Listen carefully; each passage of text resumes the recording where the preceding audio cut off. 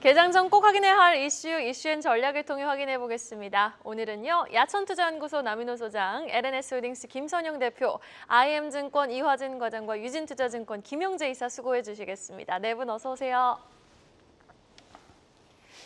우리 시간 새벽 애플이 첫 AI 폰, 아이폰 16을 공개했습니다. 관련 소식으로 오늘 이 시간 출발합니다. 앞서 김종학 뉴욕 특파원 연결을 통해 관련 내용 저희가 발빠르게 또 전해드렸는데요. 일단 16 플러스 프로, 프로 맥스 가격은 모두 동결이 됐습니다. 한국도 1차 출시국에 포함이 됐는데 더 자세한 스펙 사항이나 특이점 김선영 대표께 한번 들어보도록 하겠습니다. 제가 몇 년째 휴대폰을 2개를 사용하고 있는데 갤럭시랑 아이폰을 사용하고 있습니다. 근데 아이폰을 안 바꾸고 있거든요. 한 4년째 안 바꾸고 있습니다. 그래서 아이폰 몇인데요? 시리즈? 11, 12? 11, 네, 정말 오래부터 안 바꾸고 내구성이 있는데 좋네요. 갤럭시도 마찬가지로. 잘 돌아갑니다. 네, 그래서 일단 저는 뭔가 새로 좋은 게 나오면 바꿀 생각으로 가지고 있었는데 아이폰 16 제가 아마 좀 이따 사야 될 것 같습니다. 뭐 잠시 후에 말씀을 드리겠지만 일단 뭐 아이폰 새 시리즈가 공개가 새벽에 됐습니다. 이에 우리나라 아이폰 관련주들이 어제 좀 종가 기준으로 좋은 모습을 좀 보여주고 마감했는데 일단 오늘 행사 포인트 몇 가지만 좀 먼저 보면은 첫 번째로 이제 도입 이후에 우리나라가 첫 1차 출시국이 됐습니다. 3차 출시국이었다가 1차 출시국으로 갑자기 올려준 이유가 분명히 있을 거고요. 뭐 중국에 판매를 못하니까 그것도 있겠죠. 그 두 번째로 아이폰 16 시리즈와 워치 10과 에어팟 4 그리고 맥스가 20일부터 글로벌 출시가 된다는 그런 내용인데 그날부터 여러분들 바로 이제 구입하실 수 있고요. 일단 업계 예상과는 달리 전자파 가격이 똑같아서 일단 이 부분은 조금 마음에 들긴 했습니다. 그리고 제일 주목받았던 부분이고 이번에 썰이 좀 되게 많았던 부분이 하나 있었는데 인텔리전스가 이게 썰로는 영어로만 먼저 출시가 되고 그 이후에 순차적으로 갈 거다라는 얘기가 나왔어요. 그래서 야 이거 진짜 이렇게 되면은 이거 바로 초반에는 그렇게 많이 안 팔릴 수도 있겠다는 생각이 있었는데 설마 했는데 설마 사람 잡았습니다. 일단은 미국부터 먼저 출시를 하고 올 연말에 또 몇 개 국가를 출시하고 내년에 일본이나 중국, 프랑스 아마 우리나라도 내년에 들어가겠죠. 이에 따라서 애플 인텔리전스를 우리나라 말로 사용하면 아마 내년이 될 것 같고 저도 아마 그때쯤 돼서 애플 아이폰 16을 사지 않을까라 좀 생각이 되고 있고요. 일단 AI 기능을 탑재를 했지만 당장 사용이 불가능한 부분이 조금 애로사항인 것 같습니다. 이에 따라서 글로벌 판매량이 초반에 과연 얼마나 나올지가 제일 관건이어가지고 일단 이 부분을 같이 체크해 보실 필요가 있을 것 같다는 말씀드리고요. 일단 어제 우리나라 좋았던 기업들 좀 보면은 LG노텍 좋을 수밖에 없겠죠. 오랜 기간 동안 아이폰에 탑재된 고성능 그 카메라를 모듈을 납품하고 있는 기업이고 또 이제 OLED 슬슬 뜨기 시작합니다. 그래서 LG 디스플레이도 좀 포함될 수 있고요. BH도 OLED 패널에 들어간 FPCB를 공급하는 기업이라서 애플 관련주를 엮였기 때문에 이 부분도 좀 같이 보시면 될 것 같고 어제 뭐 자화전자나 ITM 반도체 이 기업들도 어제 관련주로 좀 올라갔습니다. 이에 따라서 좀 공부를 해보실 필요가 있다는 말씀 먼저 좀 드리고요. 이번 행사에서 앞에서 좀 말씀드렸지만 제일 반가운 것 중에 하나는 우리나라가 1차 출시국이 됐다는 건데 어떤 부분은 뭐 우리나라가 1차 출시국으로 뭐 상향됐다라고 하는데 이거 상향이 아니죠. 우리나라가 그만큼 잘 팔아주는데 무슨 상향이에요. 고객을 그렇게 대하면 안 됩니다. 이건 좀 단어가 틀린 것 같고요. 일단 17년 만에 처음으로 이제 AI가 들어간 휴대폰이 나왔는데 이게 온 디바이스랑 클라우드 AI를 동시에 접속할 수 있어가지고 아무래도 향후에 나오는 아이폰 교체 수요, 저 같은 사람들의 수요를 바로 바꿀 수 있을 것인가에 대한 부분이 좀 의문입니다. 그래서 제가 바꾸면 한번 말씀을 좀 드려볼게요. 근데 아직까지 바꿀 생각이 없고요. 단 조금 불안한 요소는 중국 판매가 어느 정도 선방을 해줄지 혹은 그 이상을 보여줄지에 대한 부분 그리고 두 번째 애플 인텔리전스를 바로 사용하지 못한다. 난 영어 잘하니까 할 수 있어요. 그런 분들 말고요. 대부분 일반적인 분들 말씀을 드리는 겁니다. 그래서 바로 사용하지 못할 것이라는 썰이 있었는데 그게 현실화됐기 때문에 과연 초기 판매가 얼마가 나올지에 대한 부분이 좀 관건인 것 같습니다. 쉽게 말해서 초기 모델에는 영어가 유일한 애플 인텔리전스 언어가 될 상황이어서 이게 과연 이 부분을 얼마나 빨리 업데이트를 해서 뭐 올 연말에 하고 뭐 내년에 한다라고 하는데 이 일정을 얼마나 빨리 땡기냐에 따라 가지고 애플의 판매량이 좀 좌지우지될 수 있을 것 같으니까 이 부분 체크해 보시면 좋을 것 같고요. 뭐 애플에 대한 투자 의견은 뭐 그대로고 그리고 애플 관련주에 대한 투자 의견도 이제는 관심 가져보실 필요 있을 것 같고 항상 제가 말씀드리지만 OLED의 시기가 왔다는 말씀을 다시 한번 드리겠습니다. 네, 새로운 아이폰의 출시 기대 덕분에 기지개를 폈던 관련 종목들 출시일이 이제 20일입니다. 그때까지 사전 예약 얼마나 판매가 되는지 예약 얼마나 되는지 요게 또 관련 종목들 LG노텍이나 디스플레이라든지 BH 이런 종목들의 주가 향방을 결정할 것으로 보인다. 이런 얘기셨습니다. 자, 다음 소식입니다. 올해 2분기에 낸드 플래시 매출 성장세가 지속되면서 업체들이 수익성을 회복했다. 이런 분석이 나왔습니다. 수요 감소에도 불구하고 평균 판매 단가가 늘면서 수익성을 끌어올렸다. 이런 평가인데 남인호 소장한테 한번 들어보겠습니다. 네, 그렇습니다. 먼저 아시겠습니다만 참고로 D램과 낸드의 차이를 간략히 소개해드리겠습니다. D램은 말 그대로 더하고 빼고 나누고 하는 그런 가산 계산식을 하는 것이고요. 낸드 플래시는 뭐냐면 저장이 가능한 겁니다. D램은 임시 저장인 반면에 낸드는 USB 아시죠, 여러분? 그것처럼 영구 보존이 가능한 그런 상황이다. 그래서 방금 말씀 주셨던 대로 출하량이요. 낸드 플래시가 1% 감소했습니다. 삼성전자, 하이닉스 공이 같겠죠. 그럼에도 불구하고 오히려 매출은 늘었다. 왜 그럽니까? 단가가 올라갔기 때문입니다. 결국은 이렇게 본다면은 저는 요즘 이런 말 나오죠.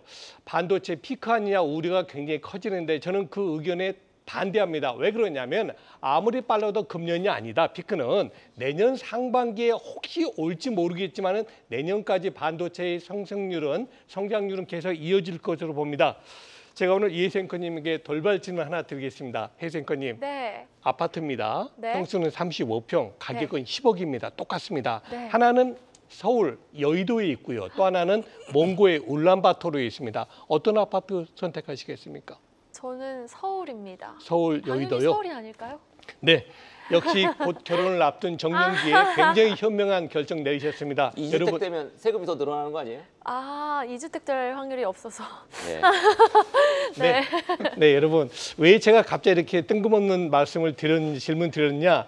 요즘 내려가자는 하락하자는 주가 한번 얘기 한번 해보십시오. 지금은 실적 우량주든 일반 주식든 다 내려갔습니다. 그래서 저는 오히려 지금 이제 삼성전자 하이닉스에 대해서 많은 분들이 고민하시고 이거 큰일이네. 이거 정말 이렇게 해도 될까? 우려하시지 않습니까? 거기에 대해서 제가 확답을 드리려고 합니다. 여러분.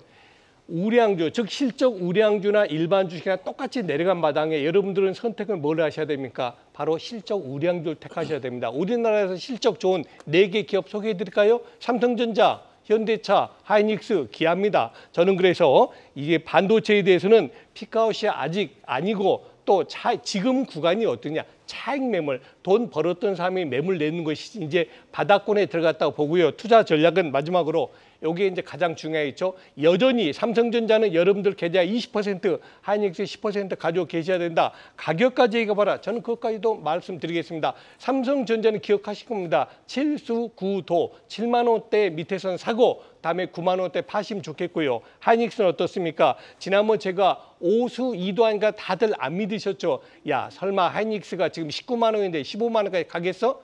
보십시오. 지금 15만 원대 왔습니다. 하이닉스는. 저는 그래서 15만 원대 매수한다면은 결국 하이닉스를 금년에는 조금 쉽지 않겠습니다만 내년도에는 또다시 22만 원대 또 팔 기회가 올 것이다 라고 정리를 드리겠습니다. 네, 이렇게 낸드 플래시 수요가 뒷받침이 된다면 평균 판매 단가 상승 효과를 더 볼 수 있을 것 같습니다. 수요 증가로 성장 확대가 지속되길, 또 우리 전자닉스 주가도 하루빨리 반등에 성공을 해주길 한번 기대해 보도록 하겠습니다. 다음 소식은 원전 관련 뉴스도 짚어보겠습니다. 미국 웨스팅하우스와의 지적 재산권 갈등이 여전히 체코 원전 수출의 변수로 꼽히고 있는 가운데 정부는 상생 방안을 찾아서라도 반드시 최종 수주에 깃발을 꽂겠다라는 의지 피력에 나섰는데요. 자세한 내용 이화진 과장께 들어보죠. 네, 일단 뭐 지난 체코 두코바니 관련해서 이제 원전 수주를 이제 받고 나서 원전 관련주들이 사실 주가가 좋지는 않았습니다. 뭐 그 이유가 이제 미국의 이제 웨스팅하우스가 관련해서 좀 발목을 잡았다고 이제 볼 수가 있는데, 문제 웨스팅하우스 같은 경우는 이제 결국에는 그동안 시행 운전 능력 자체가 이제 없는 상황이기 때문에 결국 여기에 직접 재산권 APR 1,400에 대해서 이 IPR 관련된 직접 재산권을 좀 요구하고 있는 바입니다. 예전에 2009년도 이제 우리 바라카 원전 있었을 때 아랍에미리트도 마찬가지겠지만은 그 당시 수주가 대략 한 186억 불이었습니다. 대략 우리나라 돈으로 20조 원이면은 그 당시 대략 한 2조 1천억에 대한 이제 따로 직접 재산권을 받은 경력이 있기 때문에 결국에는 우리가 앞으로 글로벌 원전이 계속 나오고 있지 않습니까? 스위스도 마찬가지고 스웨덴, 이탈리아 계속 하나 둘씩 탈원전이 나오고 있다 보니까 향후에 관련 경쟁력이 웨스팅하우스가 없다 보니까 결국 한수원 자체로서도 향후에 뭐 폴란드, 폰티누프도 있을 거고 루마니아, 사우디, 영국 등 결국에 향후에 원전 수요 관련했을 때 직접 재산권에 따라서 거기에 이제 수익을 취하기 위한 좀 전략이지 않을까 생각을 하고 있습니다. 현재 우리나라 정부에서도 물론 지금 우리가 이미 15년, 17년 전에는 왜냐하면은 워낙 이제 APR 1400에 대해서 향후에 그 원전에 대한 그 가치에 대한 부분들이 워낙 좀 좋긴 했습니다만은 지금은 굉장히 시간이 많이 지났고 뭐 추후에 태물린이나 아니면 두코바니 쪽에 들어가는 원전에서 실제로 APR 1400이 들어가는 비중이 얼마만큼 나오냐에 따라서 좀 비중에 따라서 좀 상승하는 좀 모색하지 않을까라고 생각하고 있기 때문에 이게 조금씩 해결된다라고 하게 되면은 원전도 다시 한 번 더 반등의 흐름이 좀 나올 수 있지 않을까 생각을 하고 있습니다. 그럼 아직까지는 원전 관련주는 관망 모드가 맞겠네요. 일단은 아마 그래도 이게 대략 한 바라카 원전한테 10% 정도 이제 어느 정도 지적 재산가를 줬다라고 하게 되면은 아마 그보다 좀 작게 책정이 된다라고 했을 때 추후에 이게 두코바니 같은 경우는 내년 3월에 최종 결정이 납니다. 그러면 추후에 또 폴란드 2차 퐁티누프 입찰도 조만간 있을 것으로 보이고 있기 때문에 그때 한 번 더 나오게 되면은 거기에 따른 밸류가 시장에서도 각각 제시될 것으로 보이고 있기 때문에 그때 봐도 되지 않을까 생각을 하고 있습니다. 네, 뭐 확정된 건 아닙니다. 이런 보도가 나온다는 얘기인데 상생 방안을 정부가 적극적으로 찾아서 체코 원전 무조건 따겠다 이런 의지를 보여주는 것 같습니다. 웨스팅하우스 언제적 웨스팅하우스입니까? 사모펀드 캐나다 사모펀드 갖고 있는데 아예 인수를 해서 경영진 싹 다 교체를 했으면 좋겠습니다. 어쨌든 다음 소식입니다. 환율 또 알아보겠습니다. 원달러 환율이 하루 만에 12원 넘게 치솟았고요. 지금 달러 외환 시장은 새벽 2시까지 진행하죠. 1341원까지 그렇게 지금 뛰어 있습니다. 그 배경과 함께 지금 뭐를 점검해 봐야 할지 김영재 이사한테 한번 들어보겠습니다. 네, 어제 원달러 환율이 지금 8월 16일 이후 가장 높은 수준을 기록했는데요. 이것은 미국 8월 고용지표에서 발표 이후에 크리스토퍼 월러 연준 이사가 이번 FOMC에서 한 번에 이제 50bp 이하는 빅컷을 단행할 가능성이 크지 않다라고 말하면서 달러가 강세로 전환했기 때문입니다. 어제 달러가 강세로 전환하자 외국인들이 반도체 업종을 제외한 화장품, 자동차, 조선, 2차 전지, 철강 등 수출 관련 대형주를 그 안에서 좀 선별해서 순매수하면서 종목별 반등을 이끌었다라고 볼 수 있는데 이제 단기 환율 전망은 현재 이제 9월 FOMC를 앞두고 연준 위원들의 발언이 금지되는 블랙아웃으로 좀 들어갔기 때문에 달러 강세 기조는 좀 더 유지될 수 있을 것으로 보이지만 그래도 큰 틀에서 달러 약세라는 추세는 유지될 수밖에 없기에 FOMC 이전까지 원달러 환율은 1,330원에서 한 1,350원 박스권을 유지할 가능성이 있는데 이는 수출주의 어떤 추가적 반등에 좀 도움이 되지 않을까라고 생각을 하고 있습니다. 하지만 그 사이에도 환율에 영향을 주는 많은 변수들이 있는데 먼저 내일 미국 대선 TV 토론에서 만일 트럼프 후보가 잘했다는 평가가 나온다면 달러가 또 약세로 전환할 수 있을 것이고요. 또 미국 CPI 발표가 11일에 있는데 예상치보다 또 한 2.6%로 지금 예상하고 있는데 여기서 이제 이거보다 높아지면 달러 강세, 또 이거보다 낮아지면 달러 약세가 나올 수 있습니다. 또한 12일에 이제 유로 중앙은행에서 이제 25bp 기준금리 인하가 예상되는데 아마 이렇게 된다면 또 달러 강세로 전환됨으로 인해서 최종적으로는 좀 높은 수준이 유지되지 않을까라고 보고 있습니다. 근데 그 이후에 환율의 변동폭은 실제 FOMC에서 어떤 결정이 나느냐가 가장 중요할 것으로 보이는데 저는 개인적으로 최소 이제 빅컷이 나와야지 시장에 안정을 준다라고 보고 있는 상황입니다. 그 이유는 아무래도 지금 현재 패드와치에서 예상하는 연말 금리 수준이 현재보다 최소 100bp 이나 되는 걸로 좀 나오고 있는데 결국 이제 남은 세 번의 FOMC에서 최소 한 번 이상은 빅컷이 나올 수밖에 없는 것으로 보고 있는데 만일 9월 FOMC 다음 날 일본 중앙은행이 예상을 깨고 전격적으로 금리 인상을 단행한다면 시장은 큰 혼란에 빠질 수가 있습니다. 따라서 이번에 빅컷을 하고 이것이 경기 침체 때문이 아니라 보험적인 인하라는 점을 분명히 밝힌다면 시장은 오히려 안도감을 줄 수 있다고 보고 있습니다. 만일 9월 현재 예상대로 25bp 인하라면 그 다음 날 일본은행 통화 정책 회의 결과가 나온 이후에 시장이 좀 방향성을 잡지 않을까라고 판단하고 있습니다. 이번에 일본은 아마 동결하겠죠? 네, 동결이 전반적으로 예상인데 혹시나 하는 마음에서 말씀드린 겁니다. 네. 그리고 또 BOJ 연준 인사들의 또 매파적인 발언이 있을 수 있으니까 우리도 그렇죠. 그 부분 또한 예의주시하면서 지켜보셔야겠습니다. 이어서 가장 빠른 리포트와 공시도 확인해보고 오겠습니다. 박정원 캐스터입니다. 네, 오늘 아침에 나온 리포트 정리해드리는 가장 빠른 리포트 앤 공시 시간입니다. 오늘은 제약바이오와 화장품 관련주에 대한 목표가 상향 조정 리포트들이 발행된 가운데 IM증권은 한올 바이오파마와 이뮤노번트 간의 연관성을 짚으면서 목표 주가를 올려잡았고요. 한국콜마에 대한 신한투자증권의 보고서도 발간이 됐습니다. 오늘 한국콜마에 대한 NH투자증권의 보고서도 발간이 됐는데 83,000원에서 5,000원 올린 88,000원 제시하면서 목표 주가를 역시나 올려잡은 점도 투자에 참고해 보시고요. 이 밖에 하향 조정 리포트로는 두산 에너빌리티와 나스미디어를 주목한 증권사들이 있었습니다. 투자 의견은 매수, 목표가는 소폭 조정을 겪었는데요. 성공적인 사업구조 개편을 위한 대신증권의 제언이 있었고 성장할 준비는 마쳤지만 실적 추정치 하향은 피해갈 수 없다는 NH투자증권의 리포트도 확인해 볼 수가 있었습니다. 먼저 한올 바이오파마 리포트부터 확인해 보시죠.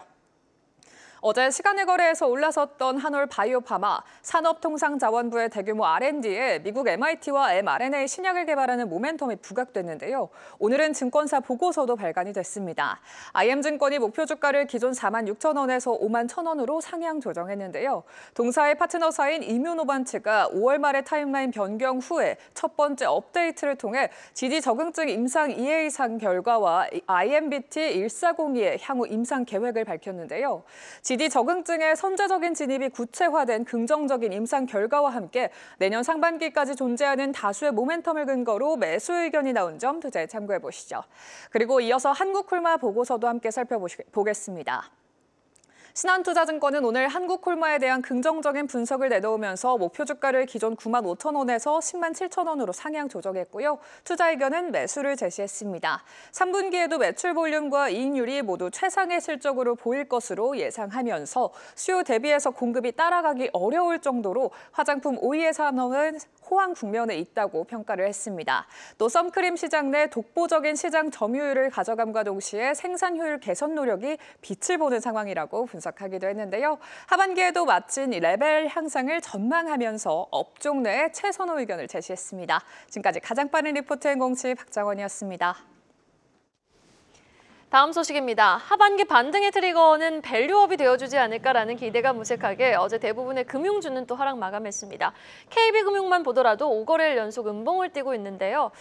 자, 지금 구체적으로 이렇게 밸류업 관련주들이 주춤한 배경 어디에 있을지 남인호 소장님이 짚어봐 주시죠. 네, 맞습니다. 하반기 우리 금융 정책의 가장 핵심은 밸류업입니다. 정말 미국이라든가 일본에 비해서 우리 대한민국의 상장 기업들이 너무 저평가되고 있다. 이게 정부 시각이고 투자자 시각 아니겠습니까? 그러나 밸류업이라는 기대치만으로 주가가 끝없이 올라갈 수는 없습니다. 저는 두 가지 요인으로 분석하는데요. 최근에 금융주 약세는 1번, 밸류업에 대한 기대감은 어느 정도 마무리됐다. 이제는 실적으로 뒷받침이 돼야 된다라고 말씀을 먼저 드리겠고요. 다음 두 번째입니다. 시장 전체를 이기는 업종은 없습니다. 무슨 얘기냐?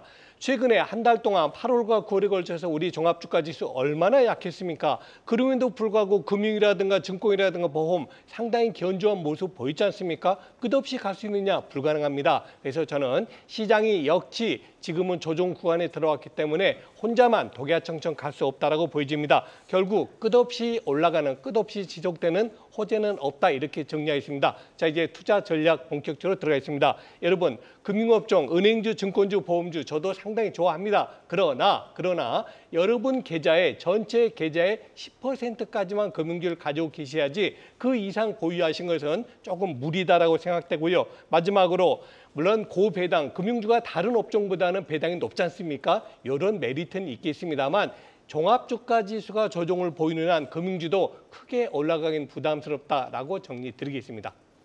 어쨌든 이런 밸류업을 좀 중시하는 분위기가 조성이 됐으면 좋겠습니다. 이 밸류업하고 금투세하고 어느 게 더 증시에 영향을 많이 끼칠까요? 아무래도 직접적인 영향은 저는 금투세가 더 크다고 보여집니다. 네, 금투세 폐지돼야 될 것 같습니다. 되죠. 다음 소식입니다. 자, 국내 최대 해운사인 HMM이 새로운 해운 동맹을 결성했습니다. 기존 해운 동맹에서 빠져나가는 독일의 하팡로이드죠. 세계 5위인데 이 자리를 메우기 위해서 세계 1위 선사인 스위스의 MSC하고 협력하겠다. 이런 구상까지 밝혔습니다. 이화진 과장한테 들어보겠습니다. 네, 이게 더 얼라이언스에서 이제 일본의 원이랑 대만의 양밍 이제 업체와 이제 기존의 더 얼라이언스에서 이제 새롭게 이제 프리미어 얼라이언스를 이제 형성을 했는데 이제 앵커님 말씀하신 것처럼 일단은 스위스의 이제 글로벌 1위 업체인 MSC와 이제 협력을 맺었습니다. 이게 하팔로이드가 독일이 최근에 이제 기존을 탈퇴하게 되면서 하팔로이드는 이제 덴마크의 유명한 해운 선사죠. 이제 머스크랑 이제 협력을 하게 되면서 이제 양강 체제로 좀 나오지 않을까를 생각을 하고 있습니다. 물론 이게 이 이슈로 인해서 주가가 크게 뭐 반등을 한다기보다는 중장기적 측면에서 향후에 이제 SCFI 지수가 반등을 하거나 물동량이 반등을 했을 때 뭐 아시아나 그리고 북지중해 등 여기에는 새로운 항로 개척을 통해 가지고 우리나라 입장에서는 비용 절감의 효과나 향후에 이런 다양한 서비스를 통해 가지고 결국에는 비용 절감과 향후의 매출의 성장에 대한 부분으로 조금 이해를 하시면 좀 되지 않을까 생각을 하고 있습니다. 결국에는 지금 MS 자체가 세계 1위 이제 그 해운 선사이기 때문에 결국 우리나라와 대만과 일본과의 이제 양강 체제를 통해 가지고 향후에 좀 큰 역할을 좀 할 수 있지 않을까 생각을 하고 있습니다.